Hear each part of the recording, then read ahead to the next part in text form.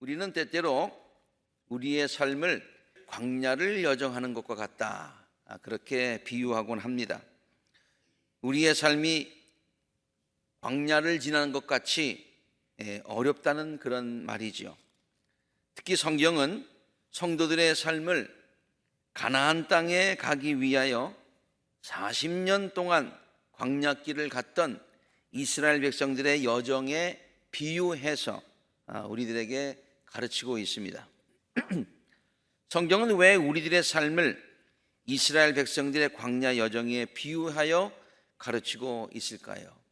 그냥 이스라엘 사람들의 역사가 아니라 그것이 성경에 기록되어 있는 이유는, 또 우리가 그것을 읽고 있는 이유는, 그것을 성경 말씀으로, 하나님 말씀으로 생각하는 이유는, 그 이스라엘의 여정이, 광야의 여정이 광야와 같은 삶을 살아가는 우리들에게 그런 좋은 그런 가르침을 주고 있다, 그런 말이에요. 첫째로 우리들의 삶의 현실이 광야와 같다는 말입니다. 광야, 그것은 정말로 척박한 땅입니다. 광야는 절대로 사람들이 살기에 적합한 곳이 아닙니다. 먹을 것을 쉽게 얻을 수 있는 곳이 아닙니다. 먹을 물조차 구하기 힘든 곳입니다. 땅만 척박한 것이 아닙니다. 온갖 위험한 들짐승이 있는 곳이지요. 독사들이 우글거리는 곳입니다. 독이 있는 정갈들도 있습니다. 우리가 광야에 가면 아무것도 없는 것 같지만 이런 것들이 다 있어요. 신명기 8장 15절에 기록되어 있는 것처럼 광야는 불뱀과 전갈이 우글거리는 곳, 이렇게 성경이 묘사하고 있어요. 그래서 모세는 이스라엘 백성들에게 광야에서 지냈던 40년의 그런 생활을 돌이켜보면서 광야를 가리켜서 크고 무서운 곳이라고 다음과 같이 회고를 하고 있습니다. 광야 생활을 다 마치고 이제 회고하는 그런 말이에요. 우리는 주 우리의 하나님이 우리에게 명하신 대로 하였다. 호렙을 떠나 우리가 본 그 크고 무서운 광야를 지나서, 그래서 그 크고 무서운 광야를 지났다. 그것도 혼자 지난 것이 아니라 200만이나 되는 그런 백성들을 데리고 그 광야를 지났다는 얘기예요. 우리들의 삶도 마찬가지인 것 같습니다. 우리들이 살아가고 있는 삶 자체가 결코 쉽지 않다는 거예요. 성경은 이것을 창세기 때부터 하나님이 우리들에게 말씀해 주고 계세요. 창세기 3장 17절에 있는 말씀인데요, 이제 땅이 너 때문에 저주를 받을 것이다. 너는 죽는 날까지 수고를 하여야만 땅에서 나는 것을 먹을 수 있을 것이다. 땅은 너에게 가시덤불과 엉겅퀴를 낼 것이다. 너는 들에서 자라는 푸성기를 먹을 것이다. 너의 얼굴에 땀을 흘려야 나다를 먹을 수 있을 것이다. 땀을 흘려야 땅은 우리들에게 푸성기와 가시를 내고, 이 삶이 쉽지 않다는 것이죠. 우리들이 살아가는 그런 삶의 환경만 어려운 것이 아닙니다. 광야에 많은 위험이 도사리고 있듯이 우리들의 삶에도 많은 위험이 도사리고 있습니다. 아까 광야에 위험한 들짐승들이 많이 있다고 했어요. 그런데 우리들이 뜻하지 않는 곳에서 우리들을 해치려고 하는 들짐승들을 만날 수가 있습니다. 어떤 때는 가장 가까운 사람이, 또 믿었던 사람이 우리들을 해치는 들짐승으로 변할 때도 있지요. 인간관계에 많은 상처를 받으며 살아갈 때가 있습니다. 그뿐만이 아닙니다. 우리들은 사고와 질병, 그리고 예상치 않았던 경제적인 어려움 등의 들짐승을 만날 때도 있습니다. 사고로 인하여서 자신과 주변에 있는 가족들의 삶이 완전히 뒤바뀌는 경우도 있습니다. 질병이라는 들짐승을 만나서요, 힘겹게 싸우는 사람들도 있습니다. 그리고 요사이 우리가 경험하고 있는 경제적인 불황도 우리들의 삶을 흔들어 놓는 그런 들짐승이라고 볼 수가 있습니다. 인생은 정말로 문제가 많은 것입니다. 광야에서 살아야 한다는 그 자체가 벌써 많은 문제들을 안고 살아갈 수밖에 없다. 광야는 참 척박한 곳이다. 그리고 위험한 것이다. 들짐승들이 많은 곳이다. 그 광야 자체가 벌써 우리들에게 많은 문제가 있다는 것을 전제하고 있다는 말입니다. 그래서 이스라엘 백성이 광야를 걸어가는 것이 마치 우리가 이 세상을 살아가는 것과 비슷하다, 그런 얘기예요. 두 번째, 우리들의 삶을 이스라엘 백성들의 광야 여정에 비유하여 성경이 가르치고 있는 두 번째 이유는요, 이스라엘 백성들의 광야의 삶이 전적으로 하나님의 은혜에 의지해야만 하는 삶이었어요. 그들이 할 수 있는 것이 전혀 없었으니까 전적으로 하나님만을 의지할 수밖에 없었던 삶이었듯이 우리 성도들의 삶도 전적으로 하나님의 은혜에 의존하여 살아갈 수밖에 없는, 그렇게 되어져 있는 그런 삶이기 때문이다. 저들도 하나님을 의지해야만 광야 생활을 할 수 있었듯이 우리도 하나님만 의지해야 살아갈 수 있도록 되어 있다, 그런 얘기예요. 이스라엘 백성들이 아무것도 없는 광야에서 40년간 굶지 않고 살았던 것은 기적 중에 기적입니다. 여러분, 그 광야를 한번 우리도 통과해 봤습니다만 여기에 농사를 지을 수도 없고 물을 쉽게 구할 수도 없는, 그것도 한두 명이 아니라 200만이나 되는 백성들을 데리고 지금 그 광야를 가면서 백성들이 굶지 않았다고 하는 것은 기적 중에 기적이에요. 도무지 이해가 안 돼요. 그러나 그러한 기적이 가능했던 것은 전적으로 하나님의 은혜 때문이었다는 것을 성경을 통해서 우리가 발견할 수 있어요.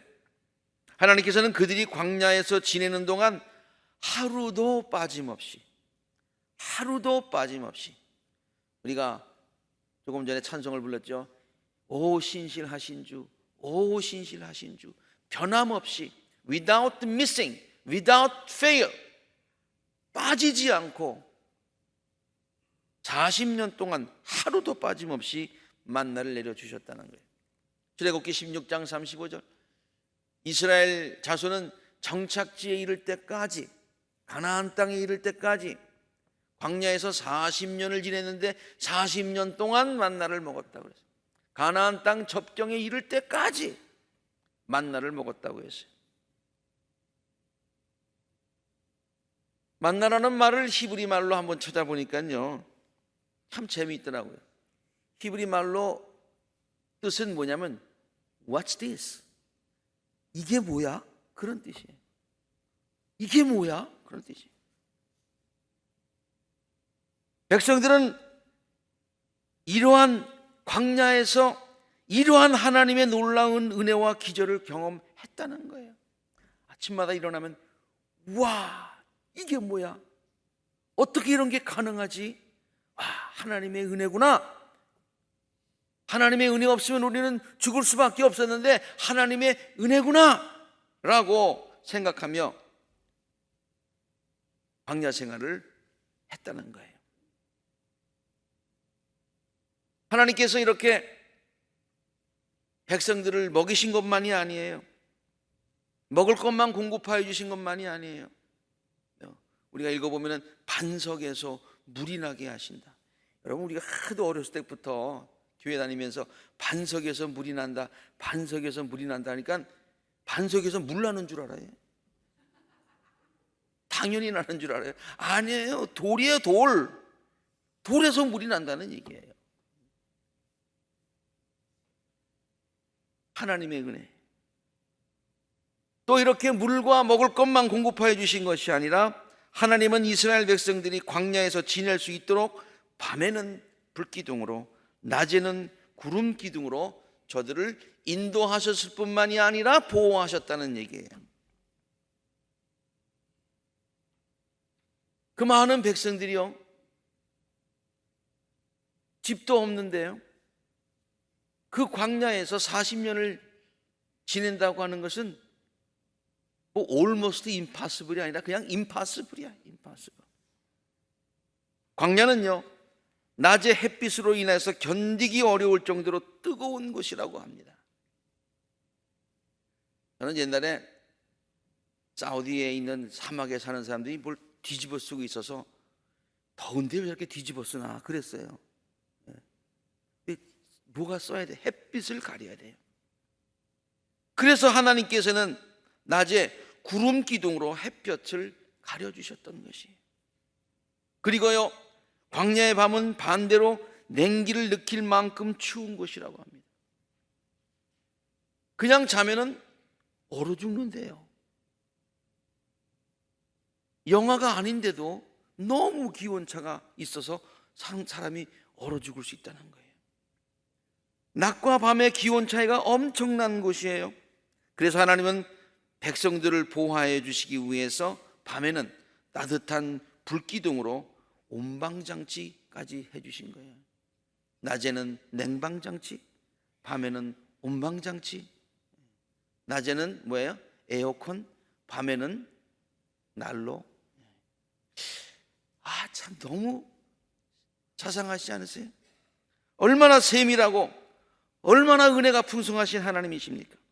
하나님은 우리들의 삶에도 이렇듯 자상한 은혜로 낮과 밤에, 낮에 해가 우리를 상치 아니하며 밤의 달빛도 우리를 해치 아니하는 그 같은 보호의 축복으로 우리들을 지켜주시는 줄로 믿습니다.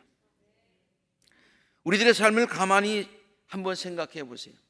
광야에서 백성들이 할 수 있는 것이 거의 없었듯이, 그러나 하나님께서 그 모든 것을 해 주셨듯이 우리들의 광야의 삶도 우리가 할 수 있는 것이 많은 것 같지만 실제로 생각해 보면 할 수 있는 것보다 할 수 없는 것들이 굉장히 많다는 거예요.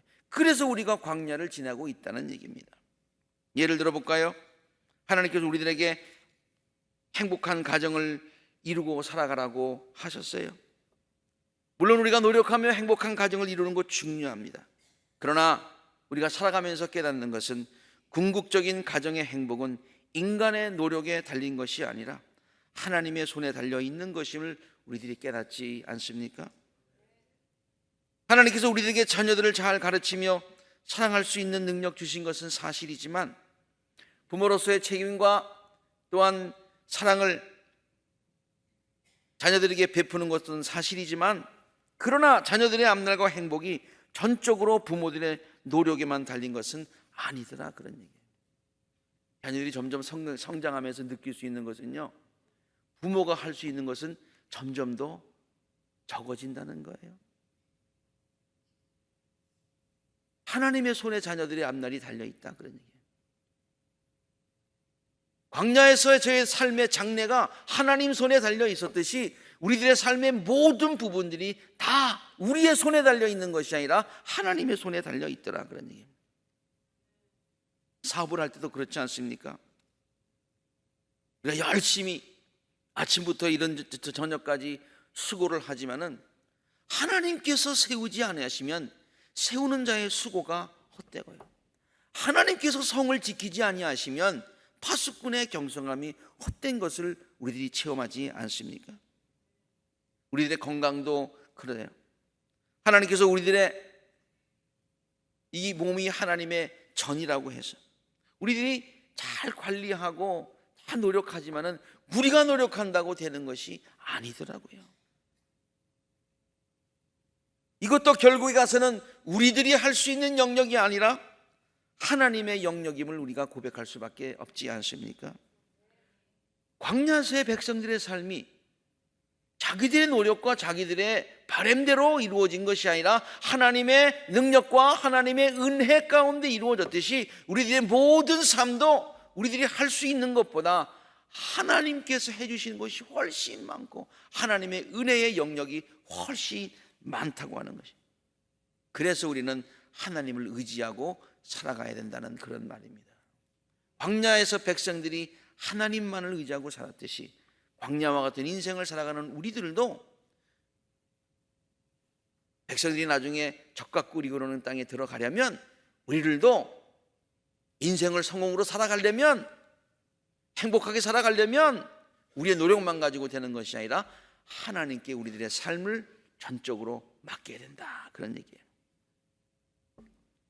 세 번째로, 우리들의 삶을 이스라엘 백성들의 광야 여정에 성경이 비유해서 우리에게 가르치고 있는 세 번째 이유는요, 이스라엘 백성들의 광야 여정이 오늘날 우리들의 삶의 모형이 되기 때문입니다. 이스라엘 백성들의 광야를 살아갔던 그 모습, 그래서 결국에 가나안 땅에 들어가게 되었는데, 그 삶의 그 여정이, 광야에서의 그 40년간의 그 여정이 바로 광야를 살아가는 우리들이 어떻게 살아야 되는가, 하나님께서 어떻게 백성들을 인도하셨는가를 가르쳐주고 있다, 그런 얘기예요. 하나님께서 백성들의 삶을 광야에서 인도하신 것처럼 똑같이 하나님도 우리의 삶을 그렇게 인도하시더라, 그런 얘기예요. 백성들이 하나님의 인도하심을 따랐던 것처럼 우리들도 하나님의 인도하심을 따르며 살아야 된다고 성경이 가르치고 있다, 그런 말이에요. 그러면 이스라엘 백성들의 광야의 여정 모습이 어떠했습니까? 저들은 어떻게 하나님의 인도하심을 따랐습니까? 하나님은 어떻게 백성들을 인도하셨습니까? 우리가 지금 생명의 삶을 통해서 민수기를 읽고 있습니다마는, 이스라엘 백성들에게 성막은 광야 여정의 중심이었습니다. 성막이 광야 여정의 중심이었어요. 광야를 행군할 때 항상 성막이 가운데 있었어요. 광야에 이제 진을 칠 때에 항상 성막이 가운데 있었어요. 성막은 하나님의 임재를, 하나님의 프레젠스를 상징하는 거예요. 이것은 우리들의 삶의 여정에 무엇이 중심이 되어야 하는가를 성경이 잘 가르쳐주고 있어요. 이스라엘 백성들이 광야 여정 가운데 성막이 중심이었듯이, 우리들의 삶의 여정 가운데, 광야와 같은 삶의 여정 가운데도 성막이, 하나님의 임재가, 아니 하나님 그분 자체가 우리의 삶의 중심이 되어야 된다, 그런 얘기예요. 그래야 성공할 수 있다는 얘기예요. 우리들의 삶의 중심에 누가 있나요? 한번 곰곰이 생각해 보십시다. 우리들은 그냥 하나님이 우리들의 삶의 중심에 계십니다, 말로 고백하기가 쉬운데요, 정말 우리들의 삶의 중심에 누가 있나요? 하나님이 나의 삶의 중심에 계십니까? 아니면 내가 삶의 중심에 있습니까? 나의 삶의 주인이 누구입니까? 나입니까? 아니면 하나님입니까? 나에게 있는 모든 것들을 내 거라고 생각하십니까? 하나님께서 우리에게 주신 것을 맡은 청직이라고 생각하십니까? 나의 삶의 목적이 무엇입니까? 나의 행복이 가장 중요한 것입니까? 아니면 하나님께 영광 돌리는 것이 우리들의 삶의 목적입니까? 나는 내 앰비션과 디자이어 때문에 나의 삶이 지금 움직이고 있습니까? 아니면 driven God's driven, 하나님의 purpose가 우리의 라이프를 드라이브하고 있습니까? 하나님이 나에게 주신 그 목적을 따라 살아가고 있습니까? 아니면 내 앰비션 따라 살아가고 있느냐, 그런 말이에요.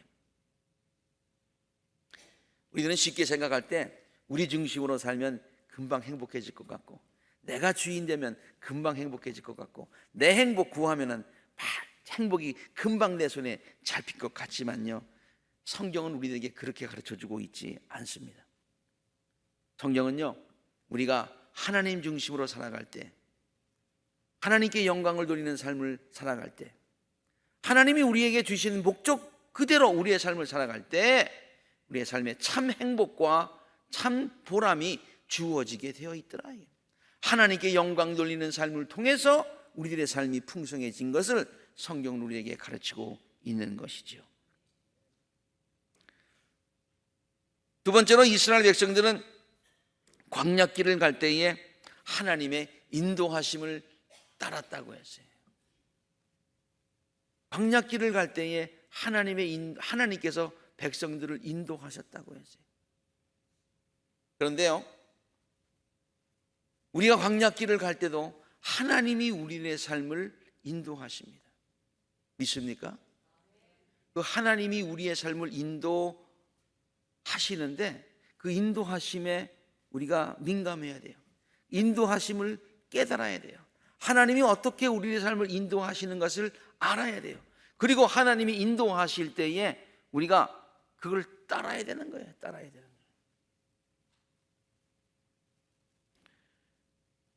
저들이 하나님의 인도하심을 어떻게 따랐느냐? 하나님이 저들의 삶을 어떻게 인도하시느냐? 저는 이 백성들이 이스라엘의 광야를 행군하는 그 모습들을 보면서 이렇게 생각을 했어요. 그들은 항상 무엇을 앞세우고 행진했는가 하니 언약궤를 앞세우고 행진을 했더라고요. 이것은 오늘날 우리들의 삶도 하나님의 말씀을 따라서 살아야 함을 가르치는 것이라고 저는 믿습니다. 하나님의 말씀을 앞세우고 행군했듯이 우리들도 하나님의 말씀을 앞세우고 행군해야 된다. 성경의 가르침을 따라서 사는 삶, 이것이 광야 여정에서 성공하는 가장 확실한 방법이에요. 광야 여정에서 언약궤를 앞세우고 가는 것이 가장 성공의 안전한 방법이요, 최고의 방법이었듯이 우리들의 삶에도 하나님의 말씀을 앞세우고 하나님의 말씀만 의지해서 살아가는 것이 인생의 성공과 행복의 가장 확실한 방법이더라, 그런 얘기합니다. 주님 말씀하시면 내가 나아가리라. 주님이 말씀하시면 나아가야죠. 주님 뜻이 아니면 내가 멈춰서리라. 성경은요, 어렵게 생각하면 안 돼요. 성경에는 뭐만 있냐면요, 하나님이 우리에게 하라 하시는 예스와 하지 말라 하는 노가 있어요. 가라 하는 고와 스탑 하는 스탑이 있어요. 그래서 우리 성도들은요, 고스톱을 잘해야 돼요. 왜 웃으세요? 나 진지하게 얘기하는데 정말 고스톱 잘해야 돼요. 하나님이 가라 그러면 가야죠. 우리의 뜻이 아니더라도. 하나님이 스탑하면 우리가 하고 싶어도 스탑해야지요. 이것이 광야길에서 성공했던 이스라엘 백성들처럼 우리들의 삶에도 성공의 비결이라 그런 얘기예요. The Bible, 바이블이죠.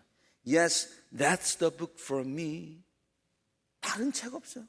세상에 기준이 없어. The Bible, that's the book for me. I stand alone on the word of God. 내가 이 말씀 위에만 alone on the word of God. The Bible. 이것이 우리들의 광야와 같은 삶을 살아가는, 성공하며 살아가는 비결인 줄로 믿습니다. 광야를 살아가는 백성들을 보니까요, 하나님께서 저들을 구름 기둥과 불 기둥으로 직접 인도하셨더라고요. 아까는 제가 보호하는 차원에서 말씀드렸습니다만은 저것이 백성들의 삶을 인도했어요. 특별히 저는 불기둥이라는 말에 주목을 했습니다. 왜냐하면 불기둥은 성령의 인도하심을 상징하는 말이라고 해석이 되더라고요. 불기둥, 성령의 인도하심. 성령의 인도하심은 우리가 성령과 동행할 때 가능한 것이. 성령의 인도하심은 우리가 늘 설교 말씀을 통해서 말씀드렸습니다마는 성령이 우리들의 마음을 감동시키셔서 우리들로 하여금 그 일을 행할 수 있도록 해주시는 그 감동의 역사를 얘기하고 있는 거예요. 하나님께서 불기둥으로 인도하셨을 때 백성이 따랐듯이 우리들도 하나님께서 성령으로 우리들의 마음을 감동시키고 인도하실 때에 그 성령의 인도하심에 순종함에 따르는 삶을 살아야 될 줄로 믿습니다. 또 하나님께서 이스라엘 백성들을 인도하시는 방법을 보니까요, 하나님이 직접 말씀하실 때도 있지만은 늘 모세와 그리고 제사장들을 통해서, 지도자들을 통해서, 영적 지도자들을 통해서 백성들을 인도하셨더라고요. 이것은 성도들의 삶의 영적 지도자의 역할이 중요함을 가르치고 있는 것입니다. 목사나 장로나 이런 분들만을 얘기하고 있는 것이 아니에요. 우리의 스피리추얼 멘토도 얘기하고 있고, 또 하나님께서는 우리의 만남의 축복을 통해서 하나님의 음성을 그들을 통해서 들려주실 때가 있다는 얘기예요. 하나님의 인도하심에 귀를 기울이는 영적인 지혜가 있어야 되겠다, 그런 얘기예요. 또한 하나님은 백성들을 인도하신 것을 보니까요, 여러 가지 상황을 통해서 백성들을 인도하실 때도 있었더라고요. 이 말은 쉽게 얘기해서 하나님께서 어떤 때는 길을 막으시기도 하시고 이쪽 길을 열어주시기도 하시고, 백성들은 일로 가려고 했는데 하나님이 길을 막으시고 백성들을 이쪽 길로 인도해 주셨더라고요. 한번 예를 들어볼까요? 지도를 한번 좀 보여주세요. 여기 지도를 보시면은 백성들이 사실은 이렇게 와서 지금 일로 가려고 했는데 일로 못 가고 이쪽으로 해가지고 이쪽을 통해서 이제 요단강을 건너가려고 했습니다.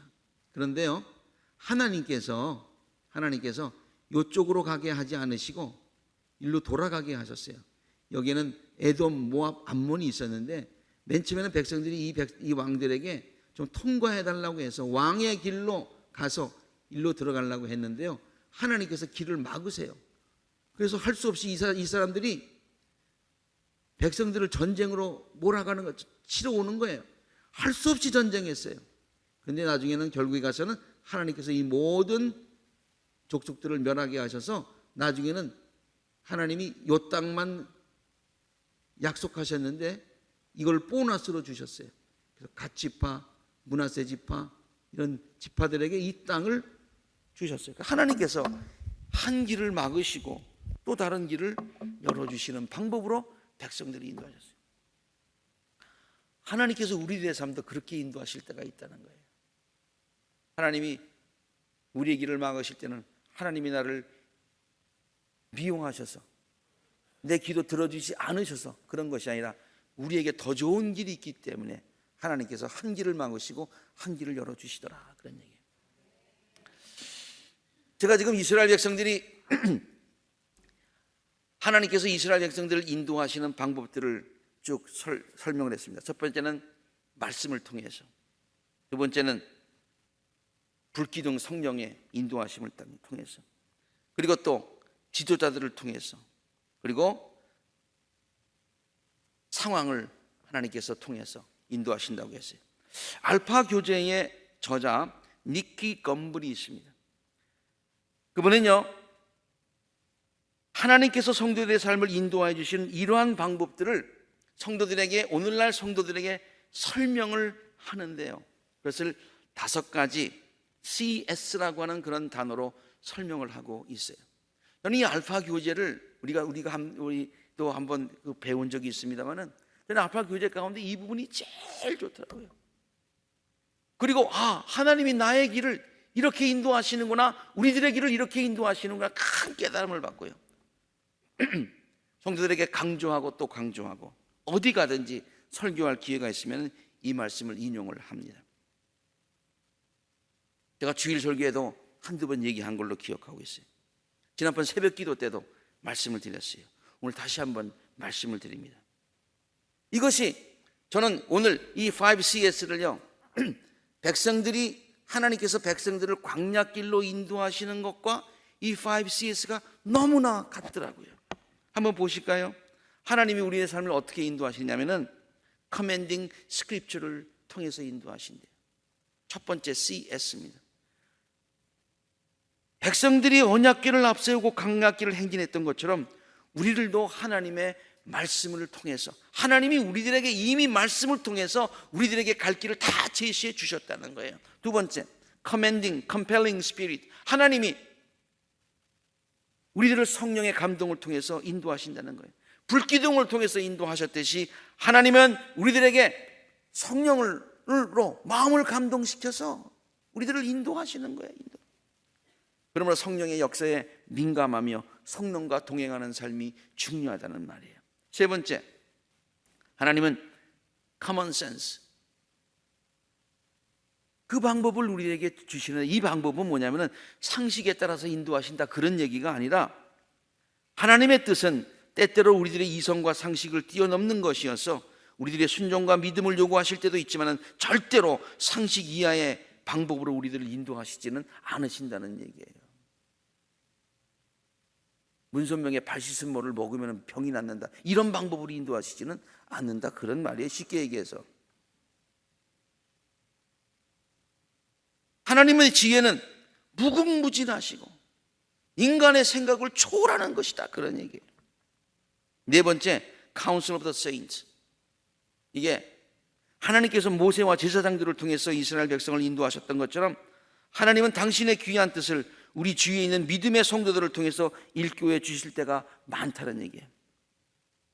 목사님의 말씀이나 신앙의 조언들, 주위에 있는 신앙 친구들을 통하여 깨닫게 해주시는 하나님의 그러한 인도하심에 귀를 기울일 줄 아는 열린 귀, 열린 마음이 있어야 된다는 그런 말이에요. 마지막으로 CS는 circumstantial sign입니다. 이게 상황적인 사인이라는 얘기예요. 하나님은 이스라엘 백성들의 길을 막으시거나 혹은 열어주시는 상황을 통해서 백성들을 인도하셨듯이 우리들의 길을 인도하실 때도 이런 방법을 사용하실 때가 많다는 거예요. 그래서 하나님께서 때로 우리의 길을 막으십니다. 그것은 우리의 기도를 들어주시지 않음도 아니요, 우리들을 사랑하시지 않음도 아닙니다. 그 길이 하나님께서 우리들을 인도하시는 길이 아니기 때문임을 깨달아야 되는 거예요. 저도 이렇게 쭉 제 삶을 돌이켜보면은 제가 원하는 대로만 왔으면 어디가 있었을까 참 걱정돼요. 제가 가고자 하는 대로만 하나님이 내 기도에 그래 알았다, 그래 알았다고 다 내 기도대로만 들어주셨다면 내가 지금 뭐가 됐을까? 한국에서 영어 교사하다가 학원 차려가지고 그래가지고 돈을 많이 벌어서 나중에는 방탕하다가 나중에는 그렇게 되지 않았을까 그런 걱정도 합니다. 하나님이 나의 삶을 이끌어 가시는 거예요. 나의 삶을 몰아가시는 방법이에요. 그래서 지금 내가 고백하는 것은 God was right, 하나님은 옳으셨다 그래요. 하나님이 옳으셨다. 광야의 여정, 그것은 결코 이스라엘 백성들에게 쉬운 것이 아니었습니다. 그러나 그들은 하나님의 은혜로 광야의 여정을 끝내고 적과 꿀이 흐르는 가나안 땅으로 들어갈 수 있었습니다. 우리들도 광야와 같은 삶을 살아가는 것 쉽지 않습니다. 그러나 하나님의 말씀을 앞세우고 하나님의 인도하심을 따르고 하나님만을 의지하고, 그리고 또한 하나님께서 인도하시는 하나님을 절대로 신뢰하는 마음으로 하나님의 말씀에 순종해서 살아갈 때에 하나님께서는 우리들의 삶을 결국에 가서는 복이 있는 땅, 적과 꿀이 있는 축복의 땅으로 인도하여 주실 줄로 믿습니다. 백성들의 광야의 삶, 하나님께서 저들을 축복하셨듯이 우리 모든 성도의 삶도 광야길을 가고 있지만은 하나님이 지켜보시고 하나님이 보호하시고 하나님이 인도하셔서 축복의 땅을 밟으실 수 있게 되기를 주의 이름으로 축원합니다. 함께 기도하시겠습니다.